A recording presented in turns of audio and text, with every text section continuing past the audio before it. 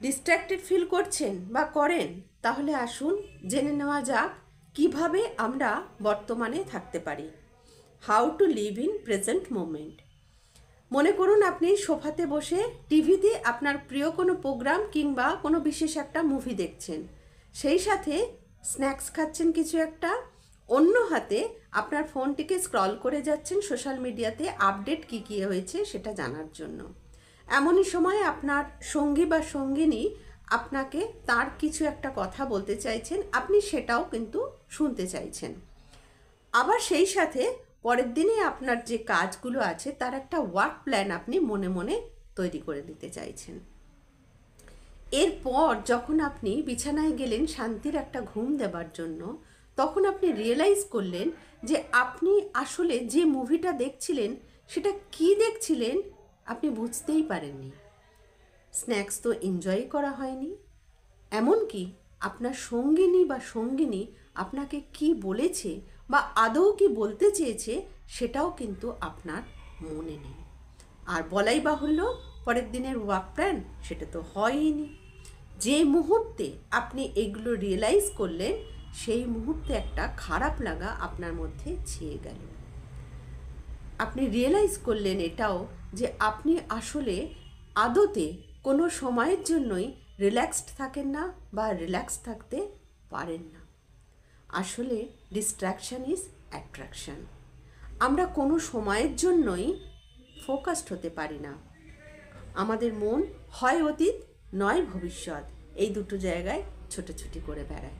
R at a time একটা জিনিসই আমরা ফোকাসড করতে না পারার জন্য আমাদের মধ্যে স্ট্রেস, অ্যাংজাইটি, রিগ্রেট এই সব কিছুতেই পূর্ণ হয়ে যায়, যার প্রভাব আমাদের রিলেশনশিপের উপরে পড়ে। মেজাজ খিটখিটে হয়ে যায়, বিরক্ত হই আমরা, আমাদের প্রোডাক্টিভিটিটা কমে যায় বা খারাপ হয়ে যায়। অর্থাৎ ওভারঅল যে ওয়েলনেস সেটা আমাদের ভালো থাকে না। ফোকাস তো অল্প সময় বা কয়েক মুহূর্তের জন্য আমরা সবাই করতে পারি, কিন্তু ফোকাসটাকে ধরে রাখা সেটা আমরা কতজন করতে পারি? তাহলে আমরা কি করব, কি করতে পারি বর্তমানে ফোকাসড থাকার জন্য? How to live in present moment. আর সেই সাথে আমাদের ওভারঅল ওয়েলনেসটাকে কীভাবে ফিরিয়ে নিয়ে আসতে পারি? আমরা মোনোটাস্ক করতে পারি। আমরা বেশিরভাগই কিন্তু মাল্টিটাস্ক করে থাকি।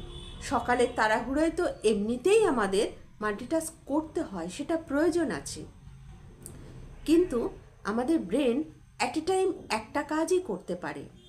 আমরা যখন দুটো তিনটে কাজ একসাথে করছি, আদতে আমাদের ব্রেন কিন্তু খুব দ্রুত তার মধ্যে সুইচ অফ অন করে একটা কাজ থেকে আরেকটা কাজে যাচ্ছে। অর্থাৎ আমরা যত দ্রুততার সাথে একটা কাজ থেকে আরেকটা কাজে শিফট করছি, ব্রেনও ঠিক তেমনিভাবে খুব দ্রুততার সাথে একটা কাজ থেকে সুইচ অফ করে পরের কাজের জন্য অন হয়ে যাচ্ছে। আর এইভাবে যত দ্রুত ব্রেনের এই সুইচ অফ অন প্রক্রিয়াটা হয়, তত সে ওভার স্টিমুলেট হতে থাকে। বডির মধ্যে একটা স্ট্রেস হরমোন প্রবলভাবে বইতে থাকে সেই সময়। আর এটা যদি দীর্ঘদিন ধরে চলতে থাকে, তাহলে কিন্তু আপনি ওভারওয়েলড হয়ে পড়বেন। সেই কারণে দরকার গুরুত্ব অনুসারে আপনার কাজগুলোকে একটু পরপর করে সাজিয়ে নেওয়া, একটা কাজ শেষ করে তারপর আরেকটা কাজ করা। আর এটার কিন্তু একটা অভ্যাস তৈরি করতে হবে। দ্বিতীয়ত, আমরা ব্রিদিং এক্সারসাইজ করতে পারি। মাইন্ডফুল ব্রিদিং এক্সারসাইজ একটা পাওয়ারফুল টুল, যেটা আমাদের ইমোশনগুলোকে ম্যানেজ করে, আমাদের মেন্টাল ওয়েলনেসটাকে ইমপ্রুভ করে। আর সেই সাথে এই ব্রিদিং এক্সারসাইজ অর্থাৎ শ্বাস প্রশ্বাসের যে ব্যায়াম, সেটা আপনাকে মনোযোগী হতেও শেখায়। তো কি করতে হবে? এই শ্বাস প্রশ্বাসের ব্যায়ামটি যখন করব আমরা, সেক্ষেত্রে বাতাস কিভাবে নাকের মধ্যে দিয়ে আমাদের শরীরে প্রবেশ করছে, আবার কেমনভাবে নাকের মধ্যে দিয়ে শরীর থেকে বের হয়ে যাচ্ছে, এইটার উপরে সম্পূর্ণ মনোযোগটাকে কিন্তু আমাদেরকে নিয়ে আসতে হবে। অর্থাৎ বাতাসের শরীরে প্রবেশ আর শরীর থেকে বের হয়ে যাওয়া, এইটার মধ্যে আমাদের ফোকাসডটাকে নিয়ে আসা। অন্তত পক্ষে 2 থেকে 3 মিনিট প্রত্যেক দিন আমাদের এই এক্সারসাইজটা করার দরকার আছে। তৃতীয়ত, আমরা মেডিটেশন করতে পারি। দিন বা রাত্রির যে কোনো একটা সময় আপনি নির্ধারণ করুন, আর একটা নির্দিষ্ট জায়গাও সেই সময় সঙ্গে আপনাকে বাঁচতে হবে।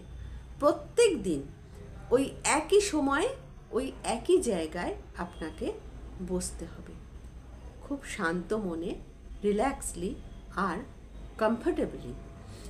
তারপর চোখটা বন্ধ করুন এবং এরপর প্রথম যেটা করতে হবে, আপনি কি কি শব্দ শুনতে পাচ্ছেন সেই শব্দগুলোকে খেয়াল করা। তার সাথে দ্বিতীয়, আপনি যদি কোনো স্মেল বা গন্ধ পান তাহলে সেটা কিসের গন্ধ বা স্মেল সেটাকে চিনতে চেষ্টা করা।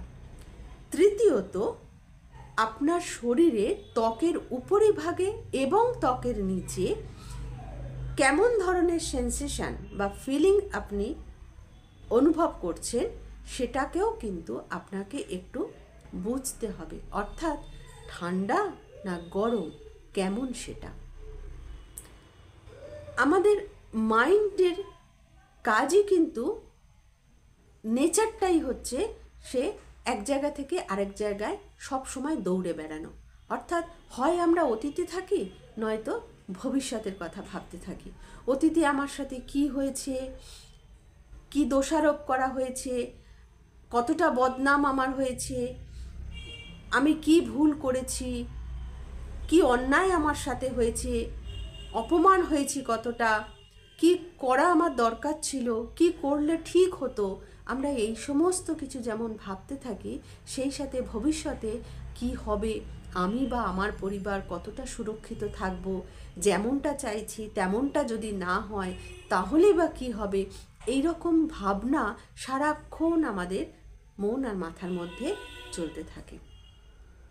বর্তমানে যেন আমরা কিছুতেই থাকতেই পারি না, মনটাকে রাখতেই পারি না।